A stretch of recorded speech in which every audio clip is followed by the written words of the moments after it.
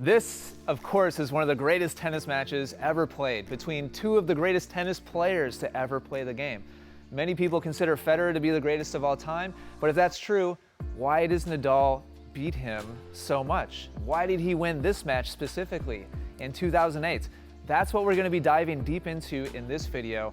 Why is it that Nadal had the upper hand in this match and in general tends to have the upper hand against Federer? They're both great champions, of course, but I wanted to dive deep into the numbers and also into the patterns. We're going to be looking at many more points and breaking down their shot selections, their strategies, their tactics. So if you're excited about that, click the thumbs up button. I've been looking forward to this for quite a while. I'm super excited. And before we go to the points and patterns, I wanted to break down some numbers because they really tell the story and they inform us about what are these two players trying to do in the heat of battle. What are they trying to maximize, trying to minimize? What are their weapons? What are they trying to hide? And so I'll tell you where I got these stats in a minute because it's an incredible resource. Nadal, total for that match in 2008, hit 670 shots. And of those, 402 were on his forehand side. Now this is all shots. Ground strokes, rally exchanges, volleys, overheads, everything. 268 were backhands. So you can see he's trying hard to hit as many forehands as possible. That's his biggest weapon, the shot that he knows is going to win the most points for him. And that's represented over here. This is winners for the entire match. 31 were on the forehand side and 16, about half of that, was on the backhand side. So he hits twice as many winners and he tries to maximize his forehand as much as he can. Now down on Roger's side of things, Roger, let's pick a different color here, hit 712 shots, which by the way, tell me why you think Roger hit so many more shots than Rafa. See if you can figure that out and tell me in the comments down below. And of those 712 shots, 361 were forehands and 351 were backhands. So Roger much more evenly distributed between forehand and backhand. And yet, when you look at the winners, 46 come from the forehand and only 11 come from the backhand.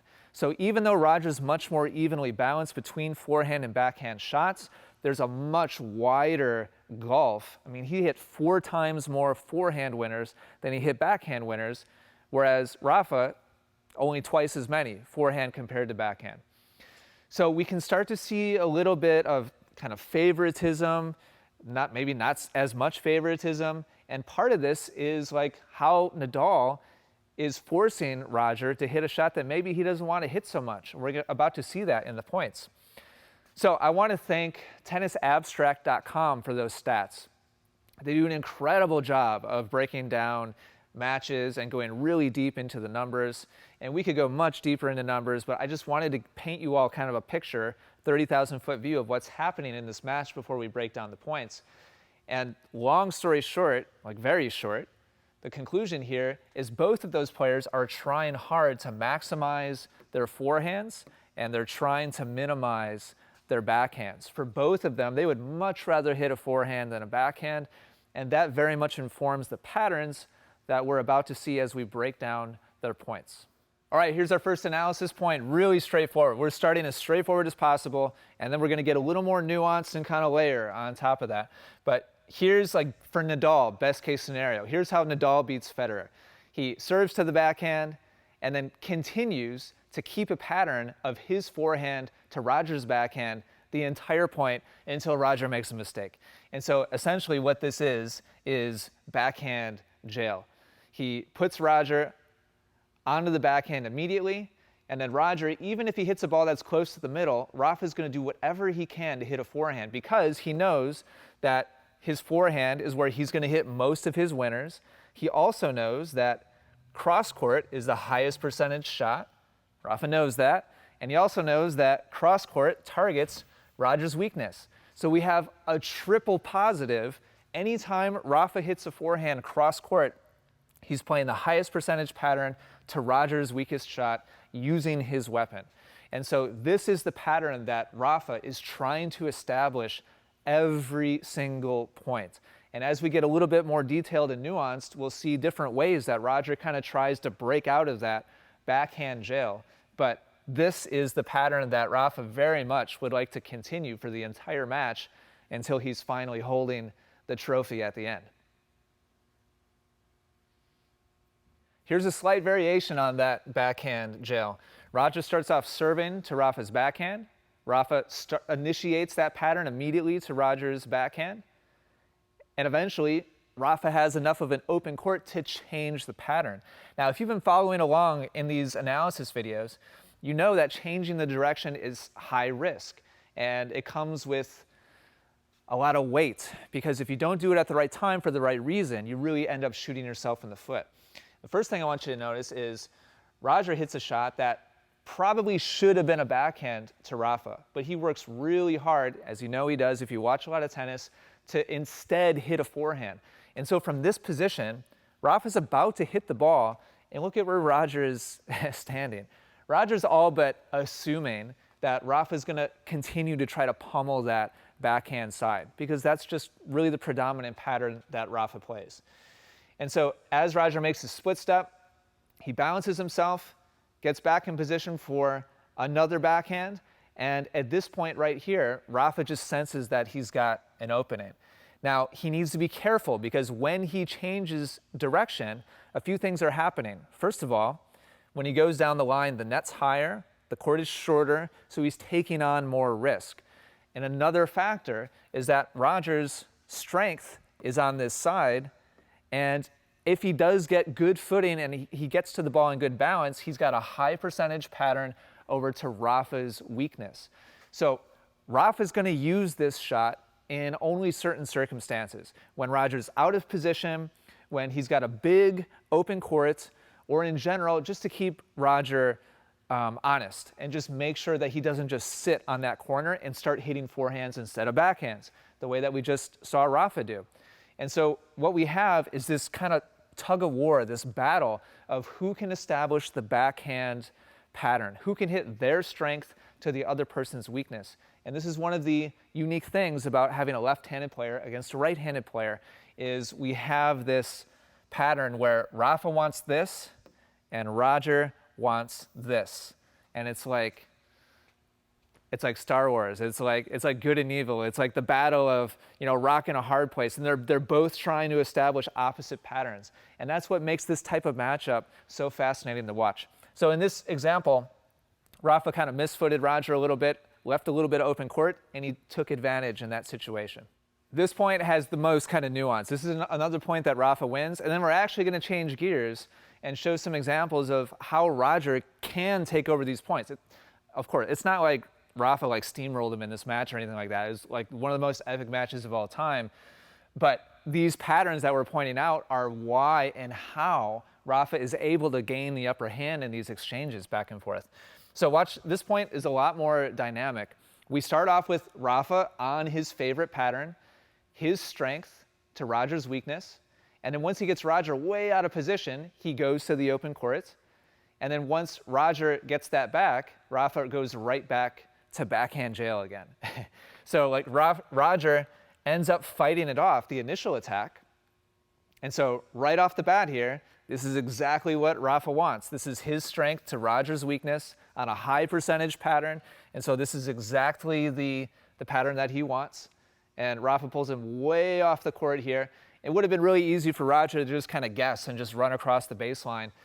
But he doesn't. He stays and frankly does an incredible job of defense here. But after recovering from that really wide angle, Rafa's just got all of this court to work with. So at this point, he's choosing, okay, I'm going to go to Roger's strong side because he feels like he's hurt Roger enough to warrant the risk of going to his strength. Plus, because Roger was so stretched out on that previous shot and so far out of position, the best he could do was to kind of just float the ball to the middle.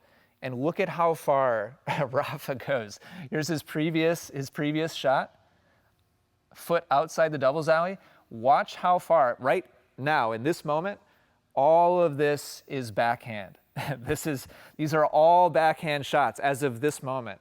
Watch how far Rafa travels to hit this shot as a forehand instead of a backhand. He moves almost the entire width of the court to hit a forehand instead of a backhand, because he knows it's his stronger shot. It's worth that much effort. It's worth hustling that far to hit a forehand instead of a backhand, because he knows these numbers. He knows that he's going to statistically hit more winning shots with his forehand shot. So rather than be a little more casual and hit a backhand to the open court, he's smashing a forehand to the open court to stay on as much offense as possible. Roger again plays good defense just to stay in the point, but now we have a big opening for Rafa again on his backhand side to take a forehand to Roger's weakness. Now, keep in mind, this is down the line, so higher risk, but he's putting Roger right back in backhand jail again. And he just keeps picking on that backhand side. So as a as a left-handed player, I can't help but kind of chuckle watching Rafa set up these points, because it's exactly what I love to do myself when I play points. So what's the antidote? How can Roger fight back? I pulled a couple of examples that show what Roger has to be able to do. Man, that's just scary, in order to overcome this nastiness on the other side of the court. If you're loving these analysis videos and you want to improve your game, go check out Essential Tennis Academy. We have a free trial right now where you can check out the whole members area. It's the most complete, comprehensive online system of tennis learning on the internet. Just go to essentialtennisacademy.com and sign up for your free trial. So how can Roger break out of this backhand jail? Let's take a look at a couple examples here. This first one, Rafa starts off right on that same pattern, exactly the way he wants this point to go. But then all of a sudden, in what seems like kind of a blink of an eye, everything changes, and suddenly Roger is on the attack and on the offensive. So what happened here? What was it that really turned the tables? This is something that, as I think back to Roger against Rafa, this is the thing that I really badly wanted him to do in order to have more of a fight against Rafa. Not that he wasn't competitive, but there was a couple of stretches in there, a couple of streaks where it just seemed like Rafa had his number. And this is the thing that I really wish that he would have done more of. And that is specifically after he got back to neutral, just by scrapping here. Oh, man, so this just happens sometimes. Oh, I gotta fast forward manually here. So after scrapping this out and just floating an incredible defensive shot back, it seems like in this moment, Rafa has him exactly where he wants him. He's got the forehand machine going right to Roger's weaker side on a high percentage pattern. It's exactly what he wants. Now, Roger here, not in the best position ever, not in the worst position ever, but it's not like he's stepping into the court and in perfect balance and posture and like ripping a ball as he's transitioning forwards. He's moving out to his left, but he just crushes this backhand low and hard and kind of skids through the court. And Rafa just kind of gets a little bit stunned by it. And he gets it back, but he no longer is on this just warpath of his strength to Roger's weakness. Now, all of a sudden, he floats up the return shot right to the middle of the court, and now in an instant, the tables have completely turned. Now Roger has the shot that he hit almost all of his winners with. He hardly hit any backhand winners, and now he's got his choice. He could go in either direction. And so he ends up hitting a really aggressive forehand cross court, coming right in behind it, and now Rafa's on the defensive and on the back foot, and Roger just completely takes over the point. So the moment that Roger can go from like neutral ball to attacking ball, as soon as he can start to go toe-to-toe with Rafa over on, I hate when I do that, with Rafa on his stronger side, now all of a sudden the tables can really turn. And it's not that Roger really could ever actually overpower Rafa with his one-handed backhand, but if he can at least here and there send back a rocket, then he has a chance to take over the point with his forehand. Let's look at the other main way that Roger can turn the tables on Rafa. This point has some good nuance to it. As they get started, Roger immediately goes down the line to Rafa's backhand, and it looks for a moment like Rafa maybe is going to establish that favorite pattern of his, but all of a sudden Roger pulls out a couple shots in a row that are to low percentage targets. And if you've been watching our analysis videos, maybe that's a little bit confusing at first, that he chooses to go down the line several times in a row, but let's break down why. So here, this is a shot that Rafa was trying to hit to Roger's backhand, and Roger moves around it to hit a forehand instead. So he's just traded his weaker shot for his stronger shot, and he's taking an opportunity here, relatively aggressively, by the way, just because he's moving back as he's hitting this shot to go down the line, because he knows that Rafa is hitting less winners on this side of the court, and if he can do anything to hit his strength to Rafa's weakness, then the whole match totally changes. So that's why he's choosing very early in the point to go ahead and take the risk of the higher net and take the risk of the shorter courts. So Rafa gets to that shot, plays it cross court, and here Roger's in a great position. His strength, Rafa off the court, he's really in control of the rally at this point. But unfortunately, Roger just kind of plays like a meh shot down the line. I'm not sure, honestly, what he was trying to do with that ball, but it sets up Rafa with a forehand with a really clear open court. Now he's thinking immediately, backhand jail. He's just putting Roger right back into it. And so this is why tennis is really fascinating, is because it looked one shot before like Roger was in total control of the points, and things flip instantly just with one kind of haphazard shot that just kind of floats to the center. That's the struggle and the frustration of playing somebody like Rafa, who's so high intensity and has such a huge weapon. So at this point, it looks like things are really in Rafa's favor, but Roger here just plays a really casual down the line shot back to Rafa, and here you can see the two of them just kind of sparring backhand to backhand. And this is something that I do in my point of play constantly. I'm hitting lots of backhands down the line because I'm trying to establish you are not getting out of this. Everything is going to this part of the court. I don't care if it's a backhand, a forehand. I'm going to make you hit your weaker side as much as humanly possible. So Rafa makes that play here by just kind of hitting a neutral slice down the line, but he plays it too close to the middle, and so Roger is able to, again, upgrade from his backhand to a forehand, and that's when he goes on the offensive again, stretches Rafa out, and from here on out, Roger just has to lean on him. So two things. Upgrading the backhand to the forehand is huge, and then changing the pattern. If you know your opponent prefers one side and doesn't like the other one, and you know that you prefer one side and you don't like the other one, all we're really seeing here, there's much more nuance, much more depth to it. I'm sure there's gonna be all kinds of comments down below about like what I'm missing, what I'm not talking about. There's so much going on, but what I want to really distill here and present to you is simple concepts that you can do in your very next match. Just ask yourself the simple question, which side do I prefer to hit? And then after the warm-up and after the first game or two, ask yourself the simple question, what does my opponent not want to hit? And all Rafa and Roger are doing here is trying hard to hit their favorite shot to their opponent's less favorite shot. And if they can maintain that pattern again and again and again, their chances of winning the match are incredibly high. So that's the lesson I hope you take away from this video. If you enjoyed the breakdown, do me a favor and click like. Helps the video out a lot. I really appreciate all your support. And make sure you subscribe as well, because we'll be doing many more strategy breakdowns just like this. I'll see you in the next video.